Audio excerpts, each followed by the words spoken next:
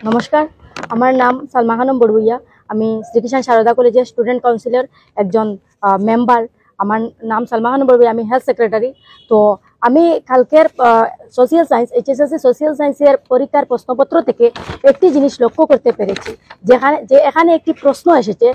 সেখানে লিখে দেওয়া হয়েছে একটি সম্প্রদায়কে নিয়ে, যেখানে একটি হাসপাতাল তৈরি হবে, সেই হাসপাতালে একটি সম্প্রদায়কে দেওয়া হবে বিনামূল্যে চিকিৎসা, বাকি সম্প্রদায়কে দেওয়া হবে টাকা দিয়ে ওরা হাসপাতালে যেতে হবে।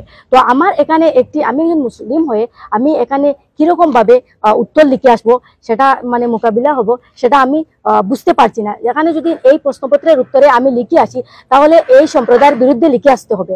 আর যদি আমি আমার মতামত প্রকাশ করি, তাহলে সেখানে আমি যদি আমার মানে মতামত প্রকাশ করি আর সেখানে আমি আমার সেই সম্প্রদায়ের বিরুদ্ধে লিখে আসি, তাহলে ওরা কি আমাকে মার্কস দেবে? এই ধরনের প্রশ্নপত্রের মোকাবিলা হয়েছে কালকে আমাদের এইচএসএসসি ছাত্রছাত্রীরা।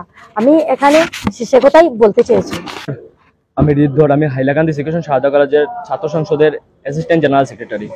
আমার এখানে উপস্থিত হলেন আমাদের ভাইস প্রেসিডেন্ট এবং আমাদের ম্যাগাজিন সেক্রেটারি ইমরান ভাই, এবং তার সাথে হেলথ সেক্রেটারি সালমা খানম বড়বুইয়া, তার সাথে স্টুডেন্ট কাউন্সিলের ইনচার্জ রাজউদ্দিন বড়বুইয়া এখানে আছেন। তো আমরা আজকে ডিসি স্যারের কাছে একটা মেমোরেন্ডাম দিয়েছি।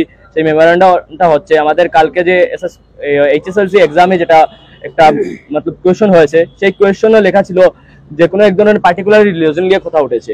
তো আমরা সেই ভিত্তিতে যারা অন্য রিলিজনের আছে ওদের মতামত কি থাকবে সেই বিষয়ে এখানে লেখা আছে। আমি পরে শোনাচ্ছি তোমাদেরকে।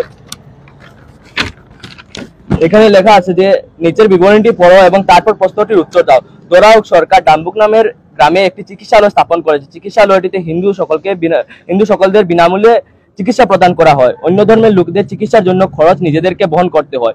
ভারতের মতো একটি দেশে সরকার এ ধরনের ব্যবস্থা নিতে পারে কি? তোমার মতামত তুলে ধরো। এই ধরনের একটা কোয়েশ্চনে বোঝা যায় কোনো এক ধরনের রিলিজিয়নকে পার্টিকুলারলি বেস করে কোয়েশ্চন করা হয়েছে। যারা অন্য ধরনের রিলিজিয়নের মানুষ আছে ওরা কি এই আনসার দেবে?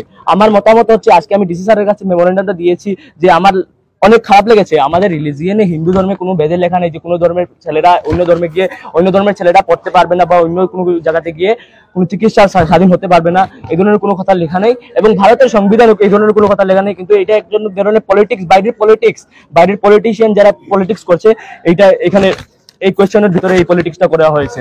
তো আমার পড়াশোনার মধ্যে অনেক পলিটিক্স ঢুকানো হচ্ছে।